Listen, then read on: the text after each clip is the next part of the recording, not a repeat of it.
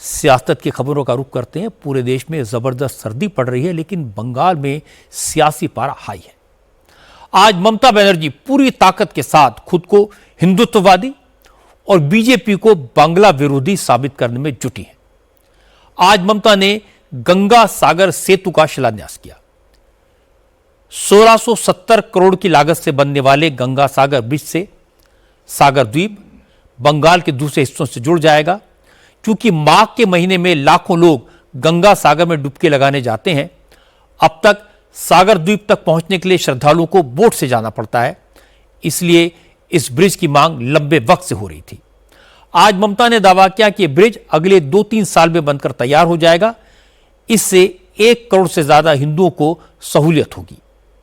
और इसके बाद ममता ने सियासी बात की। उन्होंने कहा कि वैसे तो इस योजना में केंद्र सरकार को मदद करनी चाहिए थी, लेकिन वो केंद्र सरकार से भीख नहीं मांगेगी।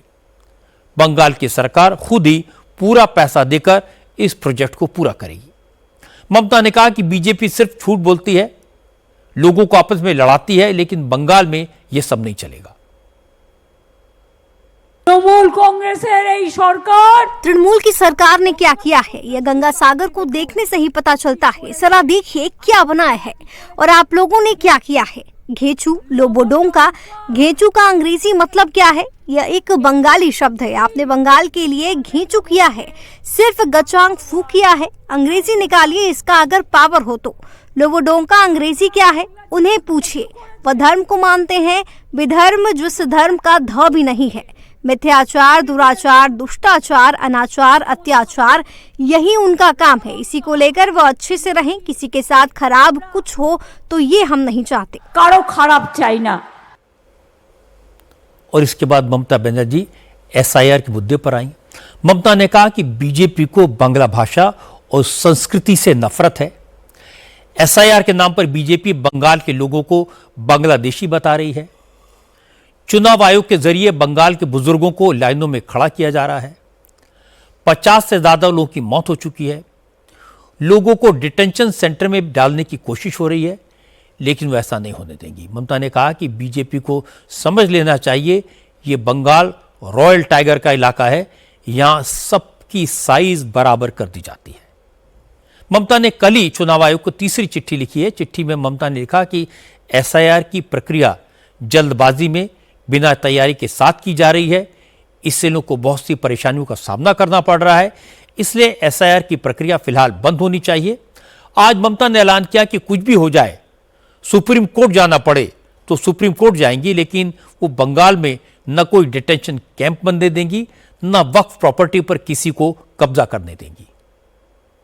तपस्वी बंधु, मेरे शेड्यूल कास्ट के दोस्तों, मेरे जय जोहार, मेरे माइनॉरिटी दोस्तों, ओबीसी को लेकर आपकी 2 शिकायतें हैं, वो कोर्ट के ऑर्डर पर है। हम सर्वे कर रहे हैं, अगर जरूरी हुआ तो हम लीगल सलाह भी ले रहे हैं। आप में से किसी को चिंता करने की जरूरत नहीं है।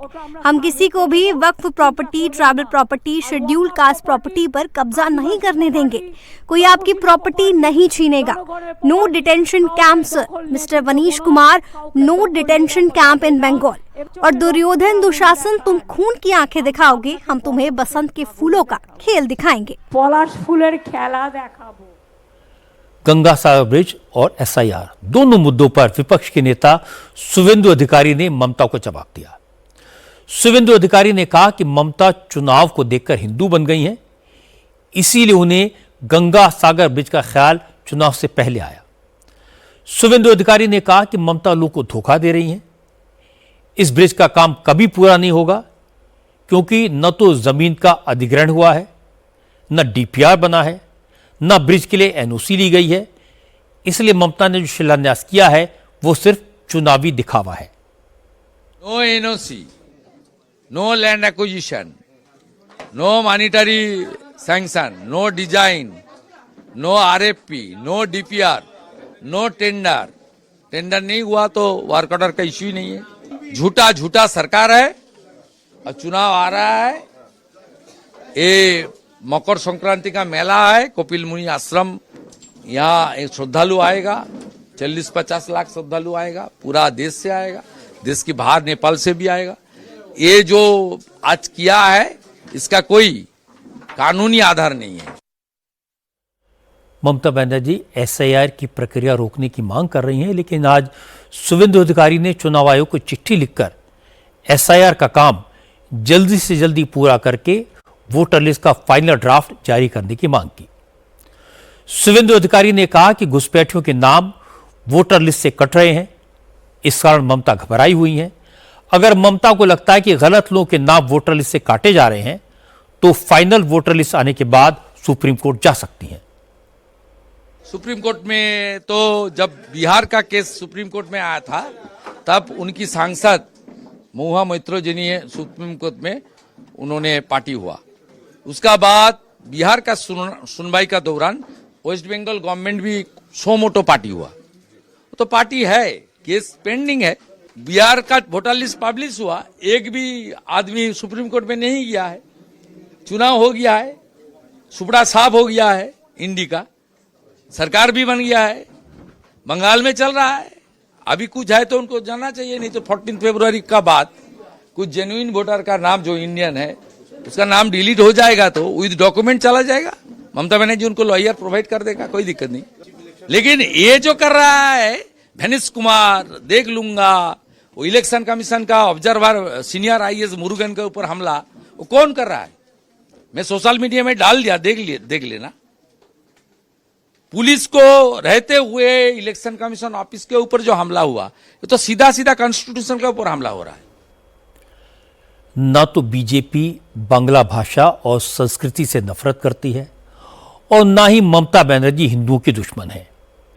ये दोनों चुनावी बातें हैं, दोनों तरफ से बार बार कही जाएंगी, लेकिन इनका कोई मतलब नहीं है। इस बार एसआईआर को दोनों तरफ से चुनावी मुद्दा बनाया गया है। एसआईआर के बहाने बीजेपी लोगों को बताना चाहती कि ममता ने पश्चिम बंगाल में घुसपैठियों को घुसा दिया। ममता कह रहे हैं कि इलेक्शन कमीशन बीजेपी के इशारे पर वोट काट रहा है, बंगालियों को बांग्लादेशी करार दे रहा है। हालांकि एसआईआर में फर्जी वोटर के नाम कटे, जो लोग दुनिया में नहीं रहे या बंगाल से बाहर चले गए या जो बांग्लादेशी हैं उनके नाम कटें तो किसी को कोई एतराज नहीं होना चाहिए।